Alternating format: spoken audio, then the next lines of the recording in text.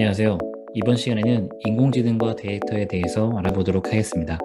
제가 인공지능 관련하여 공부도 해보고 교육을 하면서 느낀 것은 인공지능 기술에 대한 관심은 높지만 데이터에 대한 관심, 데이터에 대한 공부는 이루어지지 않고 있다는 것입니다. 특히나 학생들 입장에서는 인공지능을 하기 위해서 프로그래밍이나 코딩에 대한 관심은 높지만 데이터를 올바르게 이해하고 수집하고 전처리하고 시각화하는 과정에 대해서는 크게 관심이 없고 또 구체적인 내용도 잘 모르는 것 같습니다. 그래서 오늘은 인공지능 기술도 중요하지만 데이터에 대해서 수집을 하고 또 어떤 데이터를 어떻게 가공하는지 그리고 가공된 데이터를 어떻게 활용하는지에 대해서 코답이라는 툴을 활용해서 알아보도록 하겠습니다. 인공지능과 관련된 여러 교재 중 EBS에서 제작한 쉽게 배우는 중학 AI라는 교재가 있습니다. 인공지능의 이해와 활용이라는 컨셉으로 중학교를 대상으로 만든 교재인데요. 처음 인공지능을 접하고 인공지능에 필요한 데이터를 수집하는 방법, 데이터를 가공하는 방법을 어렵지 않게 쉽게 이해할 수 있도록 잘 작성한 교재가 되겠습니다. 오늘 설명드릴 내용은 이 교재에서 소개하고 있는 내용을 참고하여 제작하였습니다. 먼저 인공지능에서 가장 중요한 것은 바로 데이터입니다. 흔히 빅데이터라는 말을 쓰게 되는데요. 빅데이터란 하나하나의 정보가 모여 아주 많은 양의 정보, 즉 방대한 양의 데이터를 뜻하기도 하지만 그 많은 데이터를 어떻게 가공하는지 그 기술의 전체를 이야기하기도 합니다. 빅데이터가 중요한 이유는 기존에 사용하고 버려지던 데이터마저도 수집했다가 데이터 간의 관계를 분석하여 새로운 정보로 생산하는 역할을 담당하기 때문에 중요합니다. 즉, 기존에는 사용되고 저장이 되거나 활용되지 못하고 없어지는 데이터가 많았다는 것을 뜻하죠. 빅데이터를 통해 이미지나 음성, 영상 등 다양한 형태의 데이터를 활용하여 기존보다 더 많은 데이터를 가공할 수 있게 된 것입니다. 다시 말해, 빅데이터는 새로 생긴 개념이라기보다는 기존에 흘려보내고 있던 데이터를 모아서 새로운 정보로 가공할 수 있도록 만든 기술이라고 볼 수 있는 거죠. 앞서 설명드렸던 것처럼 빅데이터란 정형, 비정형 데이터들을 의미 있는 정보로 처리하는 기술의 종합이라고 볼 수 있겠습니다. 첫 번째 데이터의 유형에는 정형 데이터가 있습니다. 문자 또는 숫자로 일정한 규칙에 맞게 배치된 데이터 베이스를 뜻합니다. 정형 데이터는 행과 열로 이루어져 있어 열을 통해 항목을 구분하고 행을 통해 개수를 파악할 수 있습니다. 물론 한눈에 정보들을 파악하기 쉽지 않다는 단점은 있지만 수많은 정보들을 일정한 규칙에 의해 나열할 수 있다는 장점이 있습니다. 두 번째 유형은 비정형 데이터입니다. 이미지, 음성, 영상 등 일정한 형식을 갖추지 않은 데이터 형태입니다. 즉, 정형 데이터와 반대되는 형태라고 볼 수 있는데요. 정형 데이터는 기존에 다루던 데이터 형태라고 한다면 최근 인공지능의 발전과 함께 데이터 가공 처리 능력이 향상되면서 이러한 비정형 데이터도 가공을 할 수 있게 되는 것이죠. 기존에는 컴퓨터가 인식할 수 없었던 이미지나 음성, 영상 등을 컴퓨터가 인식할 수 있는 형태로 디지털 신호로 변환하는 기술이 발전했다는 것을 뜻하기도 합니다. 다음은 반정형 데이터입니다. 약한 정형 데이터, 즉 스키마 및 메타데이터의 특징을 갖는 데이터의 형태라고 보시면 되겠습니다. 여러분이 가장 많이 먹은 아이스크림은 무엇인가요? 이런 질문을 드리면 최근에 먹었던 아이스크림에 대해서 생각을 하실 거고요. 또는 지금까지 살아오면서 어떤 아이스크림을 가장 좋아했는지 생각을 하실 겁니다. 여러분들이 생각하신 답의 정확도는 몇 %일까요? 그리고 정말 그 답이 정답일까요? 아마 확실하게 100%로 답하기가 쉽지 않으실 겁니다. 여러분은 스마트폰에서 가장 많이 사용하는 앱은 무엇인가요? 잠깐 생각해 보니 유튜브나 네이버, 구글 등 가장 많이 사용하고 있는 앱이 몇 가지 떠오르실 겁니다. 하지만 정확하게 몇 분 사용하고 하루, 일주일, 한 달 동안 얼마나 자주 사용하는지 정확하게 알기는 쉽지 않으실 겁니다.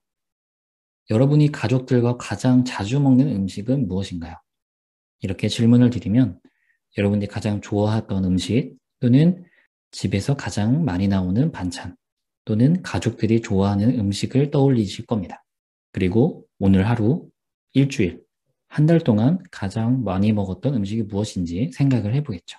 이 세 가지 질문은 여러분들이 평소에 고민하거나 생각하지 않는 질문들일 겁니다. 그리고 생각하지 않는 이유는 이러한 질문에 정확한 답을 내린다고 해서 여러분들에게 큰 도움이 되지 않기 때문이겠죠.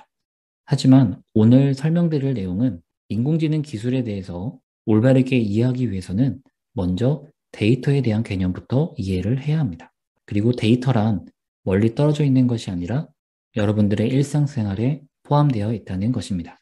먼저 첫 번째 데이터 수집입니다. 실제 물리적 조건을 측정하는 신호를 샘플링하고 결과 샘플을 컴퓨터로 조작할 수 있는 디지털 숫자 값으로 변하는 프로세스이다. 위키백과에 있는 정의 내용인데요. 데이터 수집, 데이터를 모은다는 뜻으로만 알고 있지만 생각보다 쉽지 않은 용어로 구성이 되어 있습니다. 어려운 내용을 조금 풀어서 설명을 드리면 앞서 설명드린 방대한 양의 데이터를 기준에 맞게 분류하여 분석하기 위해 정리하는 과정이다 라고 요약을 할 수 있을 것 같은데요. 아래쪽에 있는 그림처럼 데이터를 분류하여 컴퓨터가 인식할 수 있도록 형식을 맞추는 과정이라고 볼 수 있겠습니다. 그렇다면 데이터 수집, 어떻게 하면 잘할 수 있을까요? 간단하게 OX 퀴즈를 해보도록 하겠습니다. 첫 번째, 데이터가 많으면 정확하게 예측할 가능성이 높아진다. O일까요? X일까요? 정답은 O입니다. 데이터가 많으면 그만큼 변수에 대한 고려가 가능해지기 때문에 정확하게 예측할 가능성이 높아지게 됩니다. 두 번째, 데이터 무조건 많으면 좋은 결과를 낼 수 있다. O일까요? X일까요? 네, 문제를 푸실 때 무조건이라는 단어가 들어가면 의심을 해봐야죠. 정답은 X입니다. 데이터가 많으면 좋고 변수에 대한 고려도 할 수 있어서 좋지만 무조건 많다고 해서 좋은 결과를 낼 수 있는 것은 아닙니다. 세 번째, 데이터의 질이 우수하다면 양이 적어도 정확한 결과를 낼 수 있다. O일까요? X일까요? 정답은 O입니다. 물론 데이터 분석에서 모든 상황에 해당이 되지 않을 수 있겠지만 데이터의 질이 우수하다면 양이 적어도 정확한 결과를 낼 수 있습니다. 하지만 여기에서도 양이 너무 적으면 변수를 모두 고려하지 못하기 때문에 정확하지 않을 수도 있겠죠. 하지만 데이터의 질이 우수하다면 쓸데없는 데이터가 많은 것보다 오히려 더 좋은 결과를 낼 수 있습니다. 오늘 데이터 수집이 가능한 사이트 두 개를 소개해 드릴 건데요. 첫 번째가 국가통계 포털입니다. 국가통계 포털은 구글 크롬에서 검색하시면 바로 첫 번째에 노출이 됩니다. 통계청이 제공하고 있는 원스톱 통계 서비스, 국가 승인 통계 등 다양한 국가에서 관리하고 있는 통계 정보를 제공하고 있습니다. 메인화면 우측 상단에 회원가입 로그인을 하셔도 되고 로그인을 하지 않은 상태에서 검색창에 검색을 하셔도 괜찮습니다. 오늘 주제에 맞게 소비자 물가 지수를 검색해 보도록 하겠습니다.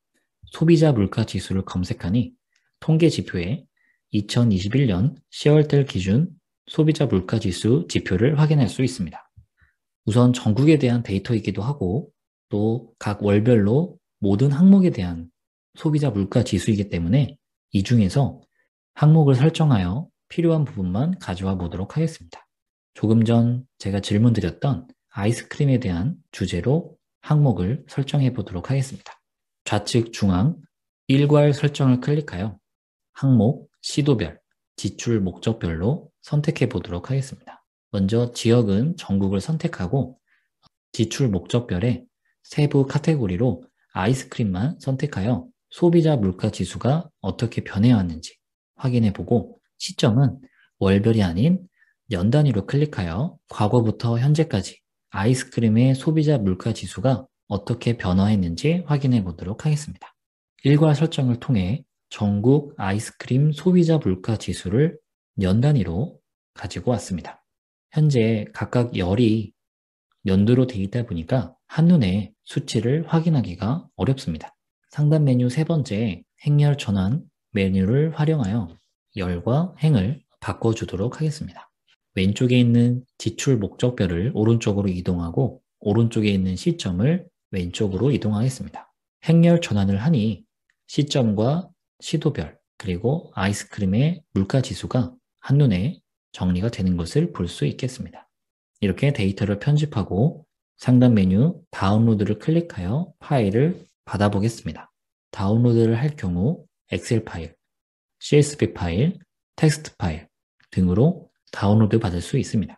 아이스크림에 대한 소비자 물가 지수를 CSV 파일로 다운로드 받았는데요. 여기에서 파일을 바로 실행하게 되면 한글이 깨져 보이는 현상이 일어나게 됩니다. 파일의 언어를 변경하는 방법을 설명드리도록 하겠습니다. 파일에 마우스 오른쪽 클릭을 한 다음 연결 프로그램을 클릭합니다. 다음 연결 프로그램 중에 메모장을 클릭하여 CSV 파일을 엽니다. 내용을 확인한 뒤 상단 파일 메뉴를 클릭하여 다른 이름으로 저장을 클릭합니다. 다른 이름으로 저장하기 전 인코딩 언어를 UTF-8로 수정합니다. 이렇게 인코딩 언어를 변경을 해주게 되면 깨져 보이던 한글이 잘 나오게 됩니다. 다음에는 이렇게 다운로드 받은 CSV 파일을 분석하기 위한 도구를 설명드리도록 하겠습니다. EBS 교재에 나온 도구 중 회원가입을 하지 않고도 누구나 쉽게 데이터에 대한 개념을 이해하고 데이터의 의미를 파악할 수 있도록 도와줄 수 있는 도구를 한번 알아보도록 하겠습니다. 이번에 소개드릴 데이터 분석 도구는 바로 코답입니다. 구글 크롬에서 CODAP, 코답을 검색하게 되면 상단에 노출이 됩니다. 메인 화면에 들어간 뒤 오른쪽 상단 런치 코덱을 클릭합니다. 다음 아래쪽에 Create New Document를 클릭합니다. 햄버거 바 메뉴를 클릭하면 다양한 메뉴를 활용할 수 있습니다. 그 중에서 임포트를 클릭하여 외부에서 받은 파일을 업로드해 보도록 하겠습니다. 로컬 파일을 클릭하여 다운로드 받은 파일을 드래그하여 오른쪽 빈 화면에 놓아줘도 업로드가 가능합니다. 이렇게 파일을 업로드하게 되면 테이블 형태로 데이터가 업로드됩니다. 업로드된 이미지를 그래프로 표현해 보도록 하겠습니다. 좌측 상단 그래프를 클릭합니다. 다음 X축과 Y축에 각각의 항목을 지정을 하게 되는데요. 먼저 X축에는 시점을 선택하고 Y축에는 아이스크림의 소비자 물가 지수를 선택해 보도록 하겠습니다. 이렇게 설정하면 X축에는 시점, Y축에는 아이스크림의 소비자 물가 지수가 표현되면서 하나의 그래프가 완성이 됩니다. 1985년부터 2020년까지 소비자 물가 지수가 어떻게 변화해 왔는지 한눈에 확인할 수 있겠습니다. 그래프 중 특이한 점이 어느 부분인지 한번 살펴보겠습니다. 80년대부터 2020년까지 소비자 물가 지수가 전반적으로 오르는 것을 확인할 수 있습니다. 가장 특이한 점은 1998년도에 소비자 물가 지수가 크게 오른 것을 확인할 수 있습니다. 앞서 테이블 형태로 각 연도별 아이스크림의 소비자 물가 지수를 확인했을 때에는 큰 특이점을 파악하기 쉽지 않았지만 그래프를 그려 확인할 경우 데이터가 갖고 있는 의미를 파악할 수 있습니다. 네이버 뉴스를 통해 1998년도에 아이스크림이 왜 올랐는지 관련된 자료를 한번 탐색해 보도록 하겠습니다. 먼저 98년도에 뉴스 내용을 확인하기 위해 기간을 설정하고 뉴스 내용을 확인해 보니 98년 2월 10일 아이스크림 값이 20%에서 66%까지 인상이 되었다는 기사를 확인할 수 있겠습니다. 네, 이때 아이스크림이 500원에서 600원으로 약 20% 상승하는 경우도 있었다고 합니다. 이 당시에 IMF로 인해 원재료값이 크게 상승한 것이 그 원인으로 볼 수 있겠습니다. 이렇게 데이터의 특이점을 파악한 뒤 데이터가 갖는 의미를 파악하기 위한 근거를 찾아본다면 데이터가 가지는 의미를 정확하게 분석할 수 있을 것입니다. 데이터 수집이 가능한 사이트 두 번째는 바로 캐글입니다. 구글 크롬 브라우저에서 캐글을 검색하면 노출이 되고 클릭하여 우측 상단 등록 버튼을 클릭하여 회원가입을 진행합니다. 구글 계정과 연동을 하여 가입을 진행하여도 되고 이메일 주소를 입력하여 회원가입을 진행하셔도 됩니다. 정책 내용을 확인하고 동의합니다. 입력한 이메일로 접속하여 인증코드를 확인한 뒤 입력합니다. 좌측 메뉴에서는 데이터셋을 직접 만들거나 필요한 데이터셋을 검색할 수 있습니다. 좌측 메뉴 중 데이터셋 메뉴를 클릭한 다음 검색창에 검색어를 입력해 보도록 하겠습니다. 카글에서는 검색창에 월드 해피니스라고 검색하여 전 세계 행복지수 데이터를 활용해 보도록 하겠습니다. 검색어와 관련된 세부 검색 설정과 검색 결과를 확인합니다. 이 중 2021년 세계 행복지수 보고서를 다운로드 받아 활용해 보겠습니다. 데이터셋을 클릭하면 아래쪽에 디테일에서 관련된 정보를 요약해서 확인할 수 있습니다. 오른쪽 상단 다운로드 버튼을 클릭하여 파일을 다운로드 받습니다. 다운로드 폴더에 압축 파일을 압축 해제한 다음 폴더 내의 CSV 파일을 확인합니다. 조금 전 활용하였던 데이터 분석 도구인 코뎁을 다시 활용해 보도록 하겠습니다. 좌측 메뉴 임포트를 클릭하여 로컬 파일을 클릭합니다. 파일을 드래그하여 업로드합니다. 테이블 형태의 데이터셋을 통해 행과 열이 몇 개 있는지 확인합니다. 좌측 상단 노트 모양의 요약 아이콘을 클릭하면 각각의 항목별로 어떤 내용이 포함되어 있는지 각 항목에 대한 정보를 요약하여 확인할 수 있습니다. 각 항목별 범위를 확인할 수 있습니다. 행복지수와 관련되어 있는 키워드로는 1인당 국내 총생산, 사회복지, 건강과 기대 수명, 삶에 대한 자유도, 관대함, 부정부패에 대한 인식 등이 관련이 있는 것으로 볼 수 있겠습니다. 다시 데이터셋으로 돌아가 오름차순과 내림차순으로 정렬하여 행복지수가 가장 높은 나라, GDP가 가장 높은 나라 등을 나열할 수 있습니다. 각 항목별 순위를 확인해 봅니다. 행복지수가 가장 높은 나라는 룩셈부르크였네요. 다음 좌측 상단 그래프를 클릭하여 행복지수에 영향을 주는 각각의 항목들을 자세히 살펴보도록 하겠습니다. 먼저 X축에는 1인당 국내 총생산을 기준으로 설정하고 세로축에는 행복지수를 기준으로 설정하겠습니다. X축과 Y축을 설정하니 오른쪽 그래프를 통해 1인당 국내 총생산이 높을수록 행복지수는 높아진다라는 정비례 관계를 파악할 수 있습니다. 다음 같은 방법으로 X축의 사회복지, 건강과 기대수명, 삶에 대한 자유도 등으로 변경하여 행복지수와의 관련성을 파악해 봅니다. 사회복지가 좋을수록 건강과 기대수명이 높을수록 삶에 대한 자유도가 많을수록 행복지수는 증가하는 정비례 관계를 가지고 있는 것을 확인할 수 있습니다. 반대로 부정부패 인식에 대한 내용으로 X축을 설정하니 부정부패 인식이 낮을수록 행복지수가 더 높다는 것을 확인할 수 있습니다. 다음 세계 행복지수 전체에 대한 파일을 업로드해 보도록 하겠습니다. 전체 세계 행복지수 보고서에는 2021년뿐만 아니라 과거 행복지수가 모두 포함되어 있는데요. 전체 내용이 모두 포함되어 있기 때문에 각 연도별로 가장 행복지수가 높았던 또 가장 낮았던 이런 데이터들을 확인할 수 있습니다. X축의 1인당 국내 총생산, Y축의 행복지수를 설정합니다. 행복지수 전체 데이터에서도 1인당 국내 총생산이 높을수록 행복지수는 높다는 정비례 관계를 확인할 수 있습니다. 이렇게 인공지능 기술을 배우고 활용하기에 앞서 내가 어떤 문제를 해결하고 그 문제와 관련되어 있는 데이터가 무엇인지 데이터의 개념을 이해하고 데이터들 간의 관계성을 파악하고 분석할 수 있는 연습이 필요합니다. 오늘 설명드린 이 코뎁이라는 툴은 회원가입과 로그인을 하지 않아도 초보자들도 쉽게 데이터를 활용하여 데이터가 가지고 있는 의미를 파악할 수 있는 좋은 도구가 되겠습니다. 이처럼 인공지능을 구현하기 위한 기술 습득도 매우 중요하지만 인공지능 기술을 활용하여 어떤 문제를 해결할 것인지 그 문제와 관련되어 있는 데이터는 무엇인지 데이터들 간의 상호 관계성은 어떻게 되는지 데이터에 대한 개념과 내포하고 있는 의미를 이해하는 것도 매우 중요할 것입니다. 오늘 인공지능과 데이터란 주제로 데이터를 수집할 수 있는 국가 통계 포털과 캐글에 대해서 알아보았고, 회원가입 없이도 쉽게 데이터를 가공하고 분석할 수 있는 도구인 코답에 대해서도 알아보았습니다.